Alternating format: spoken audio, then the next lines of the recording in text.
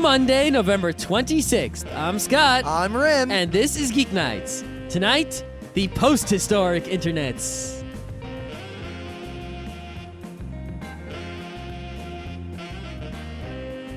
Let's do this.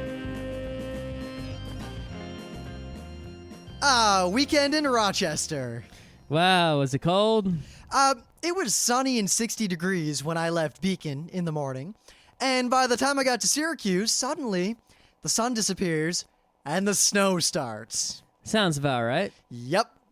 But there's like 8 new buildings at RIT, and I hung out with, I think, the last people I know in Rochester. Any good new games at the Millennium or anything? Actually, I saw a bunch of games that I kind of want to own. I just didn't feel like buying them. Remember that Mesopotamia game where you carry the sticks and the rocks? I don't want that game. That game was kind of fun. It just wasn't... I wouldn't pay for that. Why not? It's it all was you. a fun game. That's all you. It's a good game to get people into gaming. It's just not... It's a game that if I played it 1 or 2 more times, I think I'd solve it. But I'm not good with that one. Yeah, though I did ask the guy about that Dune game, and he pretty much said, no. I'm going for it on eBay. Yeah, how's that auction going? I don't know. Yeah. But one game that is in town, I was over at Hammer Girl, and Luke has the new Initial D arcade game. Initial D 4, with widescreen LCDs and 3D graphics, like actual better 3D graphics. And the game is a lot more realistic, as in my strategy of hit the brake downshift, turn the wheel all the way to the left and then all the way to the right, causes me to fishtail and crash. Sounds about right. I have to actually, I think, countersteer. I'm not sure. I only played it twice. I have no idea. I crashed into every wall, and I Did used to you be eat good at at that the game. Dibellas? I did, in fact, eat How at the about the Pita Dibellas. Pit? I didn't eat at the Pita Pit. The Wegmans? I did go to Wegmans. Uh-huh. You know what? In the true sense or in the innuendo sense? In the true sense. And I don't think the listeners know about the other Wegmans. Oh, tough. Suffice to say, I used to go to... I still go to Wegmans on a regular basis, and I'll leave it at that. All right, so... That's a story for someday.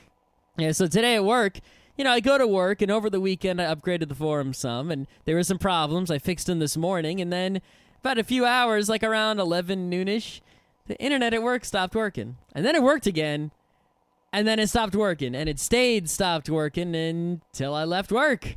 I wonder if it will be working tomorrow. I'm going to be checking my work mail tomorrow, and if I don't have any mail, that can only mean it's not working. Are you just going to not go? I mean, I couldn't do... Well, no, if there was no outside access at my company... There's no reason for my company to exist. I might as well just stay home. I know, me too, but it's the same. Here's the problem, though. They all have, IP phones, so I can't even call or email or... Wow. How can I can't communicate with the work. Actually, you know what's kind of cool? We're setting up one of those open offices. Not like the really slow and bloated Office application, but as in from all the offices we have all over the world. Open Office isn't that slow and bloated anymore. No, not as much as it used to be. It's no VI. All right. You mean Emacs. Well, it's no VI in that I like VI. I actually use You know what? I realized just now that it's not a joke. I use VI more than I use any other word processing application. Yeah, I think number 2 is the editor in the forum, and I think number 3 is Gmail. WordPress editor? Gmail? Yeah. Because I don't use it takes me like 2 seconds to make the post here. Yeah, I know. Anyway. Yeah, anyway. So, Scott, what do you have in the news? Tech news?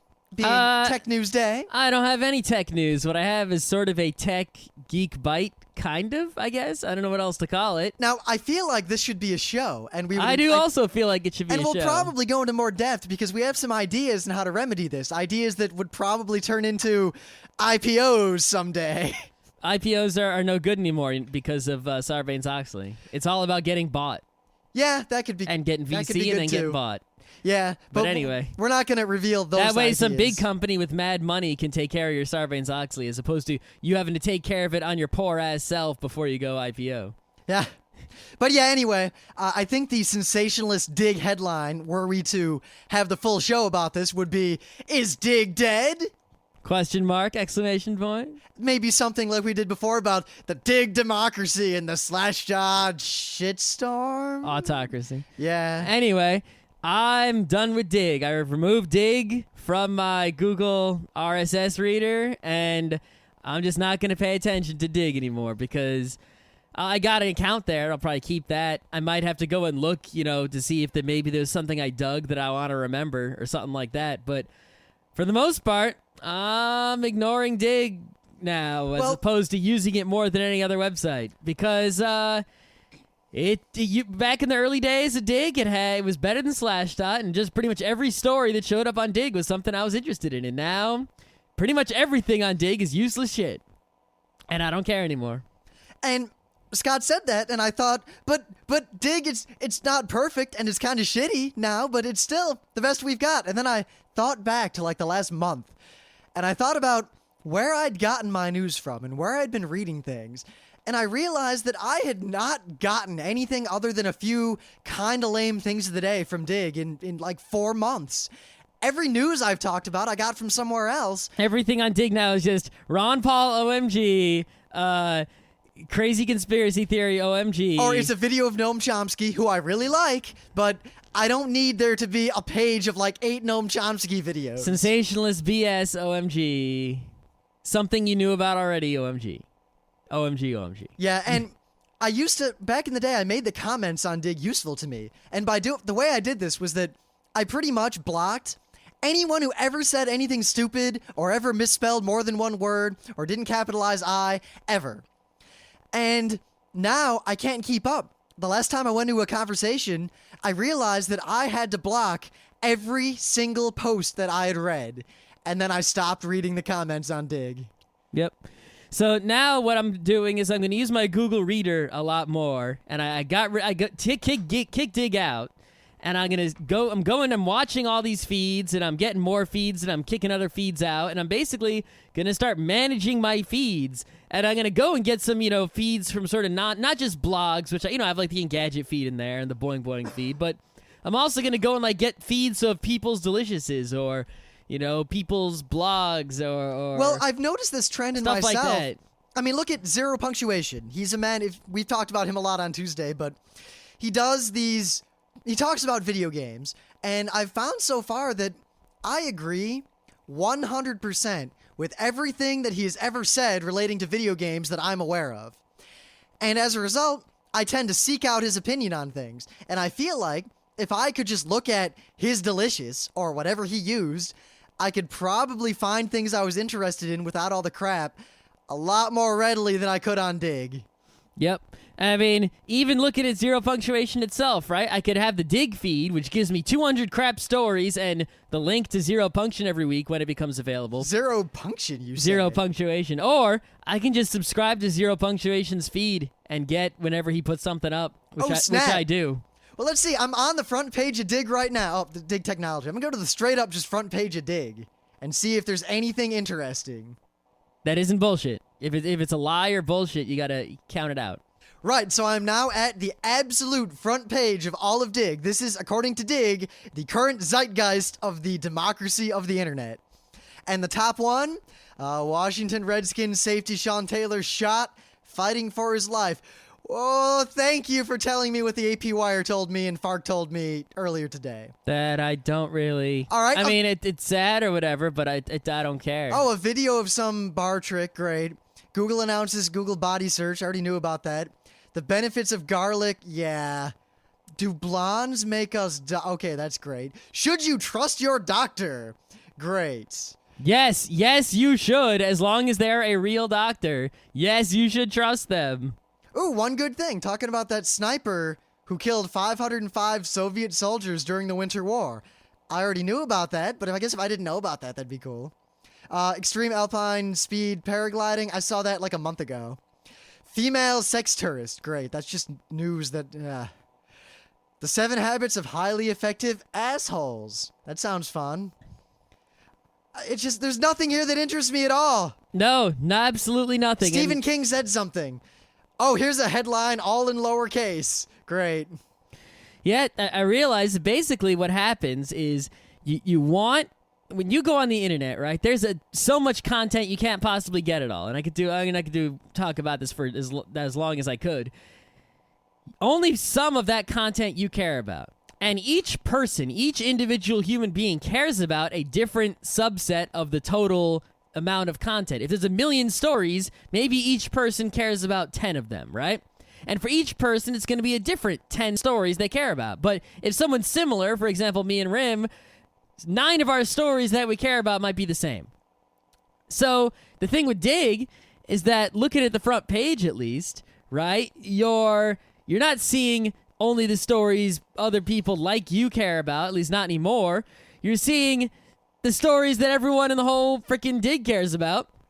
And you're basically getting the front page is sort of a one-size-fits-all. It's like everybody, all these different people, thousands and thousands of different people who all care about different things are all dished out the same top stories. Well, no, it should be different top stories for each person because each person cares about something different. I'm cool with that because otherwise you do have the problem if everything is customized just to you with the balkanization where you'll never be exposed to anything that might have been cool that you didn't think you were interested in. Well, you need to work something out where, it shows something. You know what worked? Before, I mean, I hate to say something like this, but before people really knew about Dig, and when Dig was relatively small, and the only people who were on Dig were, while they had a lot of varied interests, they were mostly the early adopter kind of innovator, hey, it's the new thing.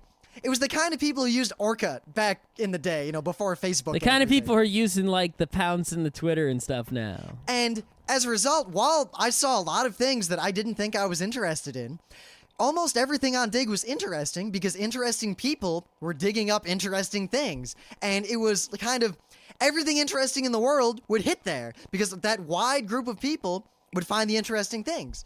Now, and Dig was a slash dot. Dig was a snapshot of, I guess, the global mind of all those interesting people. Now, Dig is a slash dot of the, I guess, the main hump of the internet. A lot more people use Dig. It's the lowest common denominator. Not yet. It's not the lowest common denominator. Well, maybe not. No, it's kind of like you've got the leading edge. It's a low common denominator. You've got the leading edge, and then you've got the, early hump, and then you've got the big hump when, a lot of people use it. And then the trailing line of, dads and uncles and people who watch Fox News are using it. And then there's, the end run, which is great grandpa finds out about it because the grandson showed him something. And we're at the big hump now. And as a result, it seems like the stories on Dig are a snapshot of just a lot of really stupid people, to put it really bluntly. And I feel bad saying that, but at the same time, most of the stories on Dig are sensationalist crap, or they're outright wrong, or they're old, or there's 8 stories that are identical, and the same people dig everything up. And it's like Dig isn't selecting interesting content for me any better than, say, random searches of Google News did a year ago. Monkeys with typewriters.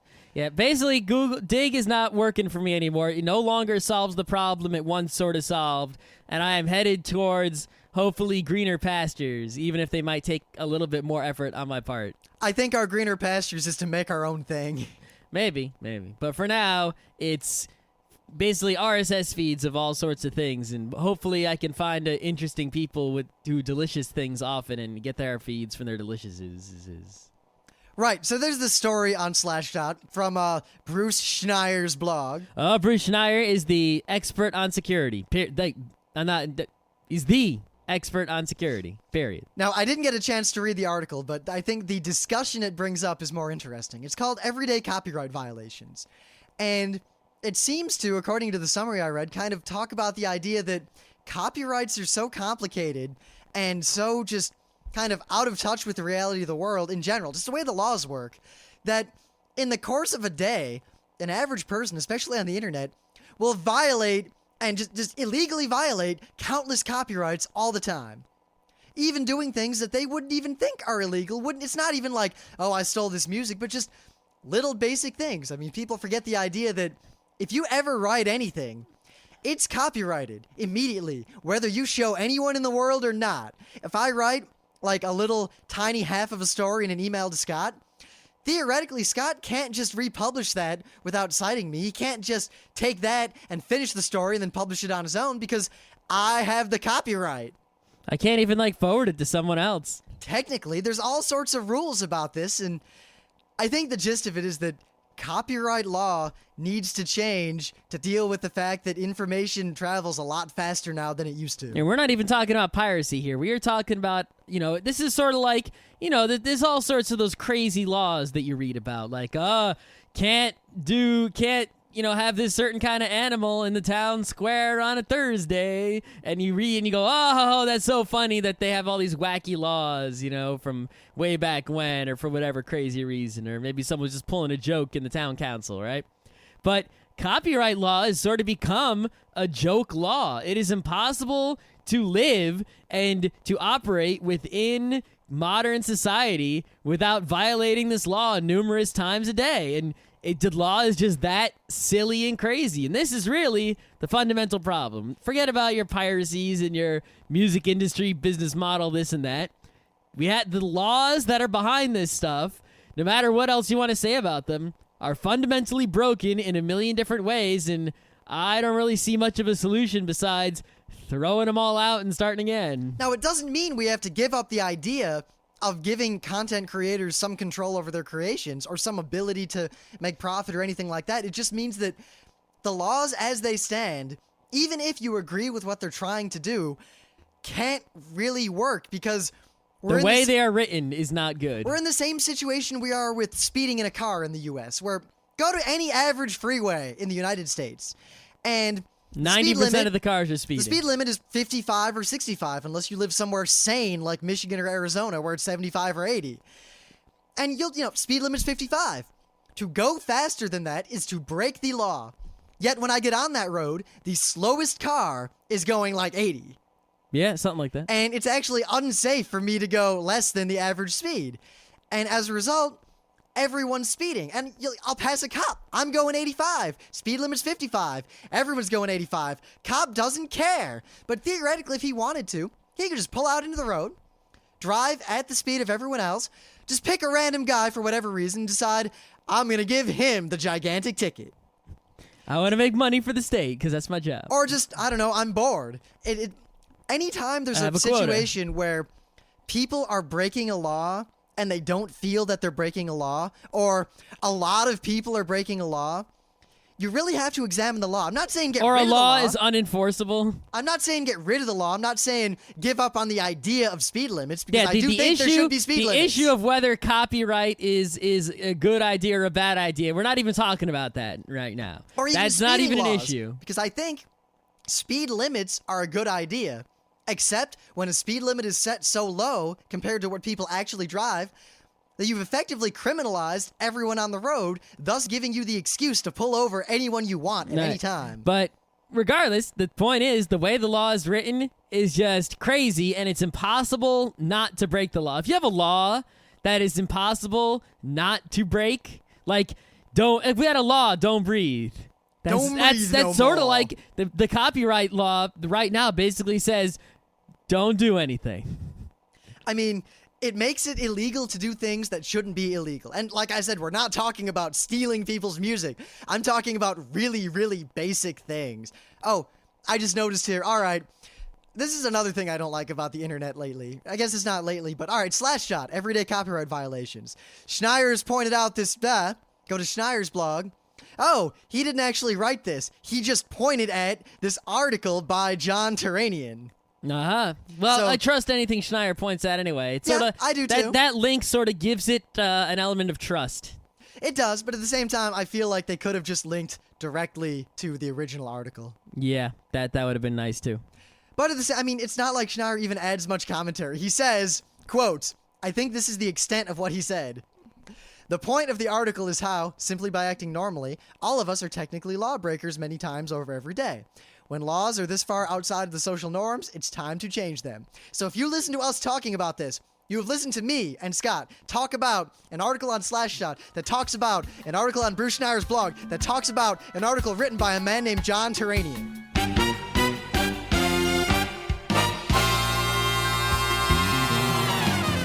Things of the day. So I've been having problems lately is that I want to listen to more of my music, but I've got like 10,000 musics and a lot of it's unsorted. Scott didn't stay on top of it like the Rim did. You didn't stay on top of it. You just had all your unsorted music deleted on a hard drive that died. The thing is, the unsorted music that got deleted was less than a gigabyte. Yeah, my unsorted music is about half. and my sorted music is sorted in a way I don't like. I want it sorted in a better way. So it's really just no good all around. But anyway, I was looking around for, pretty much every solution to this problem I know about. There isn't anything I didn't know. But I did discover something just now that maybe has a use. It doesn't seem to fit my bill exactly, but it might have a use for someone else. It's called Jinzora, Jinzra. And what this does is you get yourself a MySQL or some sort of database, and you get yourself a web server, right? A little Apache or a Lighty or something. And on that same computer, or at least, accessible by that computer, you have your music. So you set this up, and let's say I got all my music and the web server on the same computer. All right, and it's on my local network. And someone comes into my house with a laptop, and they open up their laptop, and they connect to my wireless, and they open up a web browser.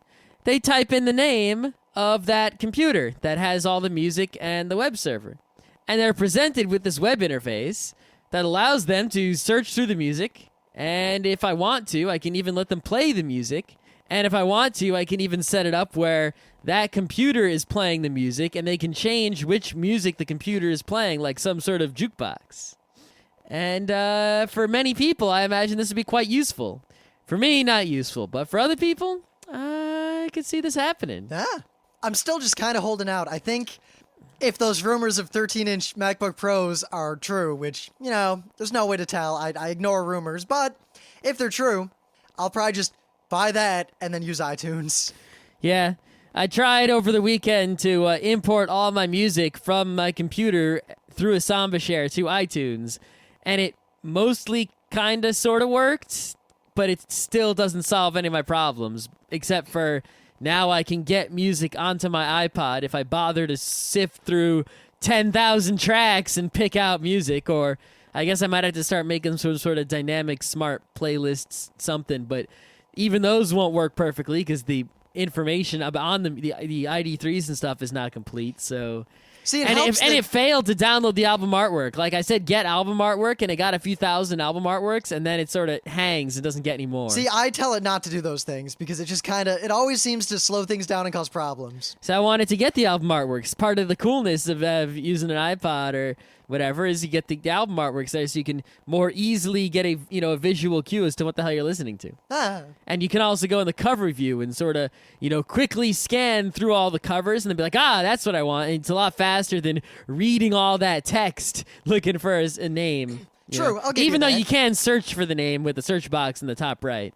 Sometimes I might forget the name and remember the image, especially since I got 10,000 music tracks and I only remember so many of them. See, I guess I'm lucky in one regard, and that just because of the way I organize my music, I really just use the file system. And to this, while I may not have listened to all of it recently, or I might not remember a specific song, if any piece of music I have, I could find pretty much immediately because I know where it would be. I have music I don't even know I have. Well, see, here's the thing. I will not, if I download music, if I don't listen to it within a reasonable span of time, I just delete it because I obviously didn't want it. Yeah. The And thing if I is, listen I to get it- music I do want. It's just I don't know I don't know I want it because I don't even have time to listen to it. Well, see, I only get things that I already know I want, and I find out I want these things from games like Guitar Hero. But here's an example, right? I knew I wanted some Buckethead. So I downloaded every Buckethead album there is. I did that with Muck. Right? So now I haven't listened to all of that. And some of it I don't even like. But what do? I got like these 30 albums. Some of them aren't even albums. Some of them are like some guy cobbled together some live tracks, bootleg from a concert. Another thing is like some cobbling of a foreign single or See, something. honestly, I've decided at this point that it's so easy to get music that I'll go for quality over quantity. And if I can't easily categorize, or if I just don't think I like or anything, I'll just delete it and forget about it and not worry about it. So but I'll I've already downloaded it, and downloading it again is more work. But I probably won't download it again because there's so much music out there that if I miss one or two good songs or even good albums here and there, I've still got more to listen to than I have time to listen. So The thing is, I figure it's okay. really, because the fact that my music is such in a state of disarray is preventing me from listening to any of it because it's so difficult to get any to listen to, right? And I can't make fun of you because the only solution... It's like if it was sorted, I could listen to it very easily. Well, the only solution really was either we need AI that'll just do it, Or It's like I was trying to use Music Brains, which is the closest we have to Yeah. AI that will just do it. And it works for the most part, but it still requires a lot of manual labor on my part. And even then, it screws up a lot of things, and I end up with a lot of files that just have like crazy batshit names because Music Brains screwed up. the solution, sadly, is for the last decade to have constantly kept up with your music collection. Yeah. So I can go through and sort it all out, You know, could by go back in hand. time and tell yourself to organize your goddamn music. Well, the problem is I sort of got a whole bunch of too much at once. You see, that was the thing. It's like even I was keeping up. See, you know what and then I saved me? got like 2 gigs at once. You know what saved me? Right when I had the urge to download infinite music before that urge went away and now I only download what I like again. I had the old computer and I couldn't put more hard drives in it and I was afraid to turn it off or open it because it might break. See, I had BitTorrent, I was at RIT, and I had plenty of hard drive space. Yeah, I left a RIT dangerous early. combination. I went for that like half a year with no internet. Oh, yeah. I wow. think that sabbatical from the internet is what allowed that was me... the time when I got all the music. That was the time when I organized everything I had left that wasn't organized. Yeah, and the other thing is I would sit down and just organize it all, but I feel like there are other things I want to do, like podcast and, make programs and learn things and read books and play video games. And I feel like sorting the music is way low on my list of priorities. So it's like not going to get done and it's only going to get worse. But what do I do? I guess I could pay someone to sort it all out, but then would they do it right? Would they do it the way I want? Would they? It's so bad. Anyway. So yeah, Jinzora is my thing of the day. So if anyone wants to you can let everyone who comes into your house listen to all your music on their laptops, or you can have some sort of computer plugged into a stereo and let people in your house with computers connect to that and then sort of change the music. Or you can just, do it for yourself. If you have a computer plugged into a stereo, you go upstairs, you might want to change the song. You can do it from any computer in the house. Just whoop. Or even like from your phone if it has a wireless. Or maybe you have one of those Nokia sort of tablet-y things and it's got the wireless. If it's got a web browser and it can connect to your local network and connect to the computer running the Jinzora, you can control it. So in the spirit of Dig, I decided that I would just go to the front page of Dig and pick the best thing there in the videos. wow. And, see, because I remember back when I used Dig in the early days, I'd go to Dig videos and easily 2/3 of the things there were cool. And now I'm looking through and pretty much the choice was between a kangaroo playing with itself and a video that I've not only already seen, but has already been a thing of the day. Which video is that? The one about the guy paragliding. Oh. Yeah. Anyway, kangaroo plays with himself while man is interviewed is the win. And it is exactly that. It is a kangaroo playing with himself while a man is interviewed. It's a himself kangaroo, not a herself kangaroo? He's using the motion that I think is universal among males that have digits. All right. So It's kind of funny. I'll give it that, but I've already seen many videos of animals masturbating while people... All right, once you've seen a monkey, it's... What else is there to say? Or that one cat. Or that one cat. That one cat. That one cat, yeah. Right. Red Rocket. So, tonight we're going to finish our 2-part series on Google! Well, it's not really on Google as much as it is on sort of like the history of search engines or like the web and searching and how it's changed and whatever. So, where we left off, Google had appeared. And pretty much anyone smart who used it realized that it was better than every other search engine in the world and started using it. The web had been around for years. People were using the web, but people had a hard time using the web seriously because all the search engines were shit. I mean, I actually remembered today that there were sites like, what was it called before it was called About.com? I don't even remember. Everything 2, or was that something else? No, Everything 2 is something else. I'm looking it up right now, actually. Because I honestly really never used those sites. Though I used to have a little cool plugin-y thing where I could like right-click on a word and it would tell me stuff about that word. But then that turned into spyware Oh, that's right. immediately. It was Mining Co. Mining Co. was the website. I never used that. Yeah, the logic behind Mining Co., which is now About.com. It sounds very cute. Yeah, it's sort of funny. It's like you think Dig, Mining Co. Anyway, that site, which is now About.com, I don't know how many times I'm going to say it. Originally, the idea behind that site was there would be different pages about different things. So you would go to, say, the video game site, and there would be a guy who was the video game guy, and you'd see his face at the top with some, his name, and he manually managed all the content at that site. And it was back in the day. This was worthwhile because searching sucked. So you'd go to Mining Co. and you would say, I want to know about fishing, and there would be a page with a guy who was a fisherman who knew about fishing, and he would make all these pages and content about fishing, and that's what it would be. I almost wonder if in the long run, before we have good AI or Web 3.0, the semantic web, if we'll go back to that sort of thing where the only way to really, really get good, interesting content that you want is to find other people you trust or authorities and just go everywhere they point you. Well, you can go to about.com if that's what you're looking for. No. Or you can just come to me. I'll point you in a direction. All right. Anyway, yeah, but the internet, the web at least, was pretty not so good at finding the information you wanted when you wanted it. It was sort of just like you would go and click on links and go from place to place in search of entertainment, and mostly misguided. Yeah, mostly entertainment, too. I mean, back then, they really were trying to sell to parents and people like, yeah, the internet, where you can do all your research and everything. All those other ways of doing research are obsolete. It's basically impossible. You couldn't do research for dick on the internet back then. You couldn't find anything worthwhile or citable, or you could, but it's just extremely difficult. You were better off going to the library. And I still went to the library in those days. I did too. In fact, I still used a card catalog. Yep. And then Google came around. And everything changed because Google, unlike previous search engines, was actually useful. And if you wanted to know something or you wanted to find a page about something, you could type in what you wanted into Google without having to type a bunch of complicated shit. And what you wanted would very likely be on the front page. And as time went on, it only got better. So where did Google come from? I mean, where did it just appear from? Because it kind of, at least to people who didn't already know about it, just appeared out of nowhere. Yeah, I mean, like I said on the last show, I was using Yahoo, which was the best at the time. I used Yahoo, and if Yahoo didn't find it, I used Lycos. Yeah, and at the bottom of the page, it said, after a time, originally Yahoo was powered by Yahoo, and then it was powered by something else. And then it said Yahoo powered by Google. And after a while, I eventually just clicked on the Google, and it took me to Google, and I started using that, and I realized it gave me the same search results, only better.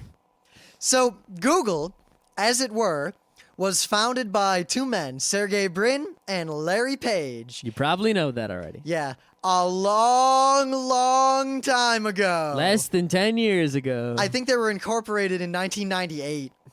Yeah. And they were students at Stanford University. And if you want to know more, just read the Wikipedia, because I don't think you really want a boring history lesson. But it is interesting to note the name of Google. I mean, now it's kind of synonymous with searching. I mean, a lot, how people say, oh, well, the name will be diluted, like Kleenex. Kleenex kind of debranded and became a generic term for a lot of people. So did Band-Aid and Scotch tape. Yeah, but Google, I mean, the way, when people say, like, oh, I Google something, Google used to really worry about that because, oh no, people are using the word Google to mean search on the internet. That will invalidate our trademark over time. No. When people say to Google something, they mean very literally to use Google to search for it. Yeah, pretty much. But also, it's generally, at least as far as I see it, it's considered a good thing when your brand name becomes, an actual regularly used word. I mean, like, it could. I think the calling, nowadays people don't say Xerox so much anymore, but when people were photocopying and saying Xerox as in to photocopy. I think that sold Xerox a lot of copiers. I have a feeling. It also sells Band-Aid a lot of Band-Aids. I'm pretty sure Band-Aid brand sells more than the other brands. You know what? Because all the information is right here, I am just going to read a paragraph or two from Wikipedia. So if anything here is wrong and it looks like it's all right as far as I can tell, this will get it all out of the way. To paraphrase and quote Wikipedia, Google began in January 1996 as a research project by Larry Page and Sergey Brin, two PhD students at Stanford University. They hypothesized that a search engine that analyzed the relationship between websites could produce better results than existing techniques, which ranked results according to the number of times a search engine appeared on the page. Their search engine was originally nicknamed Backrub because the system checked backlinks to estimate a site's importance. A small search engine called RankDex was already exploring a similar strategy. Convinced that the pages with the most links to them were, paraphrase, more relevant, they tested their thesis as part of their studies, laid out the foundation for the search engine. Originally, they used the Stanford University website with the domain google.stanford.edu. The domain google.com was registered in September of 1997. They incorporated in September of 1998 at a friend's garage in Menlo Park, California, where everything awesome happens. And then they IPO'd sometime later. They originally wanted to call it Google with an O, as per the number, but someone else already had that name and wouldn't give it up. Uh-huh. And everything else really doesn't matter. Mm-hmm. Yeah. Anyway, the point is that the way Google worked is, back in the day, you would search for video games, and the page that would show up at the top of, say, Alta Vista would be the web page that said, video games, video games, video games, video games, video games, video games, video games. When you searched on Google for video games, it would find a website that happened to have the word video games on it, and it would find the website that had the most links to it. So if, let's say, 100 people were linking to my website about video games, and 1,000 people linked to Rim's sites about video games, Rim's site would show up first, and my site would show up next. So the idea was that if a site had more people linking to it, it would be a more popular website, and people don't link to websites that are, video games, video games, video games, video games. They link to real websites, and the more people link to something, the more people think that site is useful. Therefore, Google, in its early days, before anyone was trying to game this system, worked wonderfully. You would type in video games, and the most popular video game site in the world would be right at the top, and that would be what you were looking for. And there weren't so many websites, so that was probably exactly what you wanted every time. Another thing that really made Google stand out back then was that they have, and to this day they claim to still have it. It's probably a little different internally now that they're a publicly held company, but their motto has always been, don't be evil. Do no evil? Yeah, something like that. So a lot of other search engines, think about it. I control a search engine. I can do whatever I want, put whatever sites I want in it by whatever means I want. And other people, especially people who want to make money, really care if they show up as number 1 or number 1,000.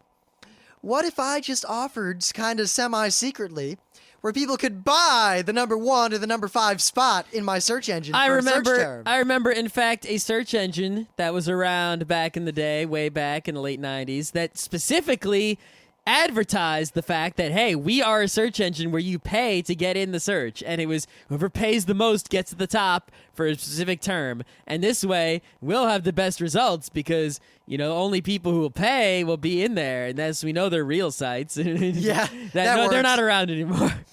But Google never did that, and if they somehow did, which is highly unlikely, it never affected the content of the site because consistently the number 1 thing or the number 2 thing was exactly what I wanted. And it wasn't video games, video games, video games. Yep, Google does a lot of things, and some people argue, they say they are doing evil, such as with their China business. And yeah, Google, the least evil. Look at what Yahoo's been doing in China. Yeah, Google, or the privacy stuff, is not perfect, but you could argue whether Google has done no evil or some evil, but it's kind of hard to argue that Google's done a lot evil. They have done less evil than every other company of that size ever. Considering that both myself and Scott, who are relatively paranoid in the world of protecting our data and just technology in general, I trust Google with a lot of my personal information, and Google can read all of my email. Yeah, at the same time, though, personally, I kind of do worry about it more than,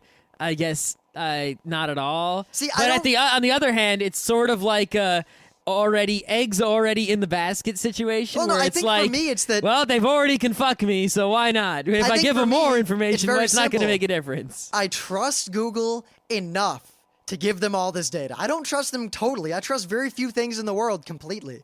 But I trust Google enough to handle almost all of my personal communication. Yeah. And I trust them enough with the ability to read every email I ever send and every document I ever write, for the most part. And I guess one reason is, I'm not arguing this at all, but personally, the worst thing Google could ever do to me is tell the truth about me. And I'm not really ashamed of anything I've written, so I'm not going to make the, well, if you haven't done anything wrong, then you got nothing to worry about argument, but I will make the argument that there's nothing Google could do to me. Yeah, me either. I'm not worried. Well, I guess Well, theoretically... I guess they could take all my money. They could. They could publish my credit card numbers. Yeah, they could take. They could just go to my bank website and take my money out. They could put all my email up, and then they could publish my address and probably my work schedule, and it wouldn't be that out of the realm for them to publish how to get a key to my house. Probably not. Regardless, in general, Google search itself, not the AdWords or anything like that, but they have always and consistently throughout their almost 10-year history done everything in their power to keep that search being the best search for people who are searching for information and better than every other search engine I've ever used, and it still is that way. If you want to find something on the internet, you type it into Google, odds are you're going to find it. You're not going to find dead links so much, you're very often. You're not going to find bad stories very often. The vast majority of the time, you're going to find the best link. In fact, someone did a study where what they did is they gave people sets of search results, all right, without telling them which search engine the search results were from. I would bet a lot of money that I could tell what search engine, as in Google or not Google. Right. Pretty straightforward. And they told them what the search term was, and the people decided which set of search results were the best. And Google won about half the time. So for every search engine, all the major search engines, Google was the best half the time. That's a lot. One beating all the others half the time. That's damn good. Now, we could talk about how Google makes money and AdWords and AdSense and all that, but I think that sort of thing could be a separate show altogether. No. I don't want to go I too long. want to talk about how Google made the web useful and how it changes the way we use the web. And I mean, if we just go along that tack, Google made effectively the best searching that exists right now, and it's not perfect, but nothing's perfect. It's far and away clearly the best search engine out there, at least in the English-speaking world. Yep. But think about this, right? The web, right, before Google was just a mess of stuff. It wasn't really that useful, or anything like that. And regardless of what Google's trying to do for itself, for the web as a whole, they've made it useful. I mean, you couldn't have dig without Google, because who would find a thing to post to dig? You couldn't have Wikipedia without Google, because who could search to do the research to write the Wikipedia article to find the sources to link to in the Wikipedia article? You couldn't. None of these things that we have on the web today that we sort of take for granted that are separate from Google entirely, you don't realize they depend on Google. If we didn't have Google, you wouldn't have any of this shit. You had nothing. The web would just be this useless mess without a search engine backing it up. It'd be like going to the library without a card catalog, or with a card catalog that was messed up and half of it was wrong. How would you deal with that? The library would be useless. You couldn't find the book you wanted unless you were crazy and looked through every shelf. This isn't just a let's fellate Google session, because it could have been anyone. It's not so much that... It could have been anyone. It's not so much that Google. It's that anyone, made a search engine that was good enough to allow everything we wanted to happen. Google just happened to be that search engine. It could have been any search. It could have been more than one search engine at once. It could have those those Rex people, whatever. They could have come out with their thing just as well, because they were thinking along the same lines. There could have been two competing search engines that were just as good, and then who knows what would have happened. It wouldn't. Actually, it might have been even better if that had happened. Yeah, but the point is that someone made a search engine that actually worked, thus changing everything, and we would be way back in the gutter if no one had done it, and Google just happened to be the ones who did it. So, beyond searching, where is Google going? I don't want to do a lot about this, because again, that could be like the third part if we wanted to do it. What we use Google for, but Google's been going in a lot of directions. They have Google Maps, which gives awful directions, but in terms of looking at a map, is probably the best thing out there, hands down. And also is really good at telling you what businesses are nearby. Yes. And Google Docs, I always kind of mistrusted any sort of web-based application for a long time, but Google made one good enough to where I use Google Docs for almost everything I write. Mostly because... Except for, VI stuff. Yeah, but mostly because after leaving, college, I use a lot less Office app. I don't really use. I could live without any Open Office or MS Office. Well, I'm not writing papers like I used to. Yeah, not writing papers. I deal with one spreadsheet a month, and the only reason I don't deal with that spreadsheet in Google Spreadsheet is because it's too big for Google Spreadsheet to handle, so I use numeric. But other than that, I don't word process anything. If I do, it's like a blog entry. I do it in a text editor in the blog editor. So I don't really need an Office application that's big and slow. Google Docs does more than what I need. Yep. And there it is. And it allows me to share things I make with other people easily, especially if they're all, and most of the people I want to share with are also using Google Docs and Gmail, making it really easy. I think that's the big thing right now that Google is offering to us is just this online collaboration is so easy now because, well, I mean, one, we have our Google for domain, so all our front row crew is actually Google behind the scenes. Yeah, if you email us, geeknights@frontrowcrew.com, I actually go to mail.frontrowcrew.com, which is a Gmail, and I log in there, and it's Gmail, but I can collaborate and share my calendars and my documents and all that stuff, and I can schedule things, and I use Google Calendars a lot, and I used to never bother with calendars. I didn't use a calendar anything. Like, I kept trying to use different calendars, and I never stuck with one. But Google Calendar, I actually use. It's crazy. I use Google Reader for my RSS. And the thing is, Google, if you really look at their business, they're sort of unsuccessful at everything except for their search engine and Gmail. They try a lot of other stuff, and most of it is just sort of they're trying stuff, and it's not working out so well. The Maps is kind of working out. But well, if you look at it from a business perspective, the only thing that works is the fact that they sell text ads, and they make a lot of money off of that. Yeah, but that's really it. Everything Google tries to do a lot of things. They're doing more and more things every day. Like they're doing this Android cell phone thing, and they're doing all sorts of stuff, and none of it really works from the business perspective. But what ends up happening is they do make a lot of stuff that is useful for people, and it makes lives better on the net. And no one else really, maybe because Google just has the resources and has the manpower and the brains and all that stuff to pull it off, and no one else can really compete, but they just happen to be the company that makes all these things that make the web more and more useful. They took the web from shit, and they turned it into gold, and they're slowly polishing that gold and perhaps making some platinum too. And other people are helping, like Wikipedia did a lot to help out, and some other people, and YouTube, but Google owns YouTube now, so yeah. Now, there are a lot of people who are Google detractors, a lot of people who really, really hate Google or complain about Google all the time, and all I really have to say is that a lot of these people seem to not really understand it, or more importantly, Google does not serve their purposes, and their purposes, 9 times out of 10, are contrary to the desires of the majority of people on the internet. Yeah, something like that. And Google, most of the people who complain about Google say, Google fucked me in my SEO scheme, or Google knocked my page rank down and now I can't sell my ads. But think about it. That hurts you. But for most of the people who are using Google, the people like us, from a pure consumer perspective, that does nothing but make Google better. Yeah, if you're trying to get your stuff up on Google, if I search for something related to what your page is about on Google and I get results and I'm happy with those results and your page is not a part of those results, Google's doing a good job. And it's very likely that your page is at least no better than, is probably worse than the result I got.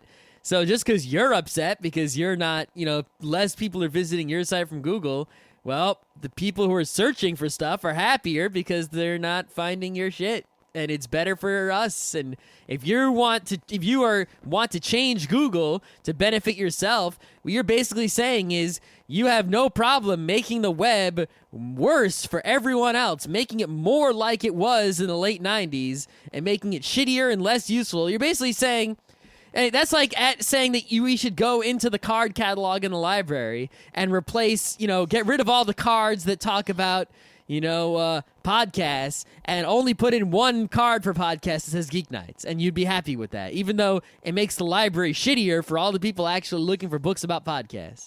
Now, if it weren't Google, let's say suddenly Microsoft search started giving me better results than Google. But let's say it happened. Let's say it did happen. The technological people, like myself and Scott and people, we even though as much as I love Google, it's only because they do me good.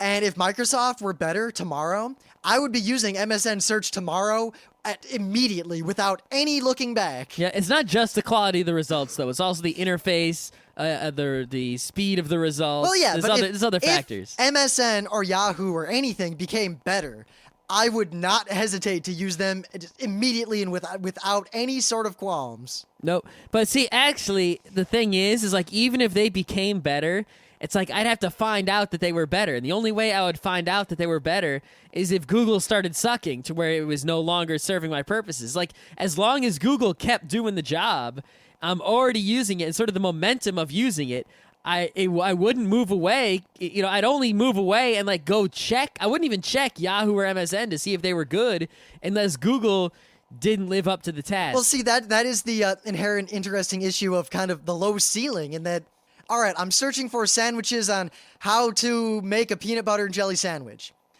Let's say Yahoo gives you 5 good sites that PB&J's, and 2 of them are SEO crap. And MSN gives me 4 good pages, and the 5th one is SEO crap. And Google gives me 4 good ones, and the last one is just, it's about like people having sex with peanut butter and jelly sandwiches.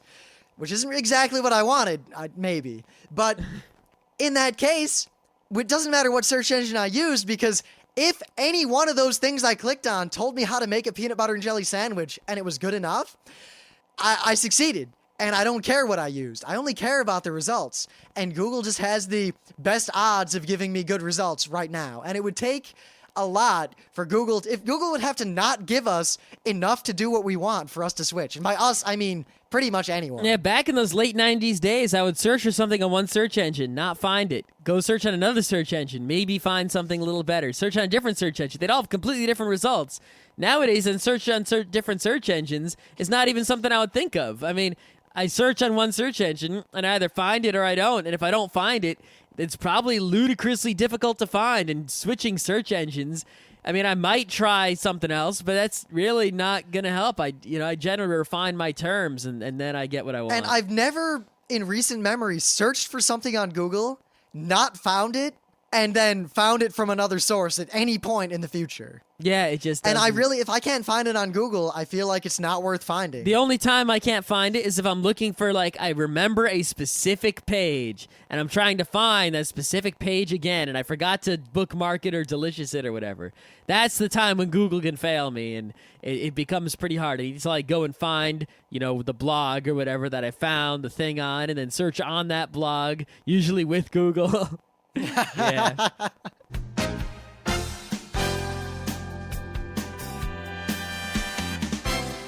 This has been Geek Nights with Rim and Scott. Special thanks to DJ Pretzel for the opening music. Be sure to visit our website at www.frontrowcrew.com, where you'll find show notes, links, our awesome forum, a link to our Frapper map, and links to all the RSS feeds. We say feeds plural because Geek Nights airs 4 nights a week, covering 4 different brands of geekery. Mondays are science and technology. Tuesdays, we have video games, board games, and RPGs. Wednesdays are anime, manga, comic nights. And Thursdays are the catch-alls for various rants and tomfoolery. You can send us feedback by email to geeknights@frontrowcrew.com. Or you can send audio feedback via Audio. Just click the link that says Send Me an Audio on the right side of our website. If you like what you hear, you can catch the last 100 episodes in iTunes or in your favorite podcatcher. For the complete archives, visit the website, which has everything. Geeknights is distributed under a Creative Commons Attribution Non-Commercial Share-alike 2.5 license. This means you can do whatever you want with it as long as you give us credit, don't make money, and share it in kind. Geeknights is recorded live with no studio and no audience. But unlike those other late shows, it's actually recorded at night.